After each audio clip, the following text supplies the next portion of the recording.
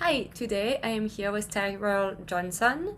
He has a really, really cool background. He started several companies, he has run sales, he has run marketing, and I'm sure I'm missing some. And now he's the Vice President of Digital Marketing at Evercast. Tyrell, thank you so much for being with us today. Thank you, Caroline. Uh, I appreciate you having me on the podcast, and would love to talk more about surveys. Right. So yeah, in this podcast, I always try to like tackle something very specific. And today, I wanted to talk about surveys because you've had really cool results with them. And I think it's something that is not really leveraged to its full potential, whereas especially in smaller companies, right? Because when as marketers we think of surveys, we think of like huge companies that hire these big firms to run like multi-billion dollars surveys or whatever. Yeah, But there is a way to do a survey at a reduced scale where you can still get a lot of good results. So I wanted to ask you, like, how do you go about using surveys? How do you find the right questions to ask? And how do you make sure that people participate? sure. So there's a lot of different ways, obviously, within a company that surveys could be utilized in marketing, in sales, and product to, for the most part, help with research, help guide product decisions, help guide marketing decisions. There's a lot of interesting things you can gain, specifically to marketing, like understanding competitors and where you fit in the market, understanding the buying process of your key personas, what marketing materials or methods you should be using. For example, you may learn by surveying your audience that they prefer to learn about a product like yours through a trial or an on-person or in-person demo, or maybe a webinar with the Q&A section. So there's so many different things you can learn. A few other things is understanding what exactly they want to learn about the product when it comes to the marketing that you're doing. You can ask questions about branding and positioning. You can ask questions about one of my favorites to ask is what would you type into Google to find a product like ours? And you can Yeah. gain some really interesting insights into the exact words people are using. And oftentimes, like at least in my experience, I've I've learned phrases and keywords that I never thought of prior to that. So Right, right. yeah, I think this is brilliant. This is brilliant because there is no way, you can sit in a room for as long as you want by yourself and do a bunch of research. You're still probably gonna miss a lot of keywords that people are looking for.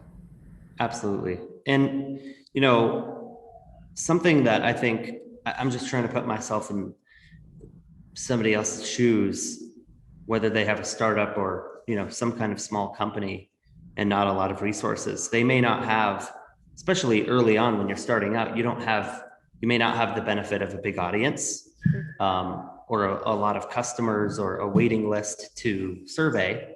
And so one of the big barriers with surveys is having an audience to survey. And I don't have a ton of experience in, obviously, the different ways you can pull together an audience. However, I do know of a few resources that might be worth looking into. And one is the SurveyMonkey audience panel that they've developed, which is over 140 million people.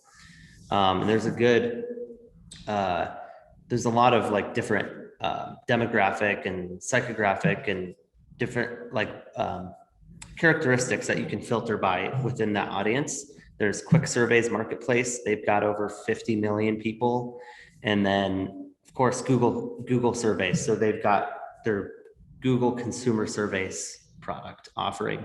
And Right. so I've used that for consumer brands as well. Like for example, running a survey to people that are interested in fitness in a certain age range in certain cities in the US and asking them about a consumer app that was fitness based and learning all about that audience that they have never heard of the company that I was a part of. But there are some really interesting things you can do with those audiences. Yeah. Something else that I've used in the past that is pretty interesting in any kind of market is that you can run that kind of surveys for press purposes because journalists really like data. And then, you can also your prospects, usually really like data and really like understanding what is the market doing. So then you can use this as lead gen, you can use this for PR, you can use this for enhancing your product and enhancing your messages. Yep. Like, so many ways to use surveys. Yeah, and two other things that I thought about recently were incentivizing people to complete the survey. And the big one there is just kind of seeing the value in what you're learning. You can incentivize it with, free product usage. If it's a consumer product, you can give away the product. If it's a SaaS application, you can give, a free month or a free year or some kind of usage. You can also give away a product like a computer. A MacBook Pro goes a long way. And even if whether you're incentivizing per survey completion, there are a couple companies that I've interacted with that paid at the end of the survey, they would give you a gift card for completion. Right. But you can also do giveaways. So if you participate in the survey, you're entered to win X prize. And you kind of spread the cost out and you can give away something really, really exciting and get a lot of people to participate in the survey and end up, if the numbers work out, it can actually be more cost effective to do it that way. Right. Yeah. And then you also have to think about like what things you don't want to do when you're running a survey. And I think you don't want to ask people like questions of what they would or will do.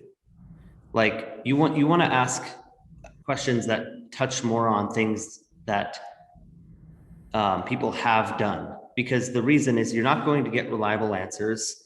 And asking, like, for example, if you ask someone whether they will buy a product or not versus like, have they actually bought something similar, is a completely different kind of question to ask. Where that first one, if you're asking someone if they will do something in the future, it's not a reliable answer, right? You don't know what they're actually thinking versus asking people what they've done in the past, how they've come to conclusions, what they have planned in the past, and really just not asking tons of open-ended questions. Multiple choice usually fare better in terms of getting actionable data. Right. So. Right. I love your point about not asking, will you do this in the future? Because especially if it's kind of phrased away, like, will you purchase a service to optimize your landing page? Oh, yes, of course I'm going to do this, right? Of course. But have you done it ever in your life? Oh, no, I didn't. Like, if you ask something that is like, oh, yeah, like potentially it can bring me improvement that can help my life, like, of course I will do it. But this is not real. And also like and you can ask a question like, have you used a landing page builder? Yes or no? And if they say yes, or you could even say more specifically, have you used a landing page product, or have you paid for a landing page product in the past 12 months? So you kind of like narrow down the focus. And if they say yes, then it's a logic tree question where you follow that up with, okay, how did you find what method did you use to find that product? Were you hit with a paid ad? Did you find it through a blog? Did you find it through an influencer? Like, how did you find it? You could ask questions like, okay, what did you pay for it? Because you've already qualified that, yes, they have purchased a product. Yeah, they Um, are in yeah, your, yeah, they are in your target market. Like, yeah, definitely. and I think that's my experience with the Google survey product is you do these filtering questions. I think there are ways to set up like multiple filtering questions before the person actually takes the survey, which Right. is really interesting because then you're not paying for those survey completions. Exactly. Yeah. Yeah.